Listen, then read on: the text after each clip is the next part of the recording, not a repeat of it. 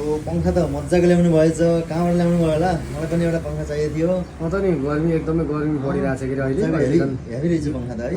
पंखा मजा लाग्यो, मैले 3-4 ठाउँमा सोधेँ है। हजुर। अब होलसेलहरूमा यता बिरौतातिर उता सोधेँ चलाएर हेरौँ है। चलाउनु त। अनि त्यस पछाडि हावा त कति मजाको रहेछ है। एकदम मजाले हान्दो रहेछ क्या, रिजनेबल प्राइसमा। यहाँ यो बिरौटामा एकजना हाम्रो सहरको चाहिँ केएमई इलेक्ट्रोनिक्स रहेछ, ठ्याक्कै यो बराल फिल्डको अगाडि के। त्यहाँ चाहिँ होलसेल मूल्यमा रिटेल दिनुहुँदो रहेछ। मैले उहाँको भिडियोहरू पनि युट्युबहरूमा यता फेसबुकहरूमा टिकटकमा हेरेको थिएँ। अनि त्यहाँ गएर लिएर गएको त एकदम मन पर्यो मलाई पहिलोचोटि। कति प्राइस हाल्नुभयो के भन्न मिल्छ सर मोटामोटी? अब प्राइस त एकदम मिलाएर दिनुभयो कि। अब तपाईँले ठ्याक्कै भन्नुपर्दा अब जम्मा चाहिँ 2200 मा यस्तो मजाको फेन। अब तपाईँको स्ट्यान्ड पनि गजबको छ होइन। पुरै यो एउटा उसलाई चाहिँ पुरै पुग्दो रहेछ कि यो हावा चाहिँ। म यहाँ यति टाढा छु, लगभग तपाईँको 3-4 मिटरको डिस्टेन्समा छु।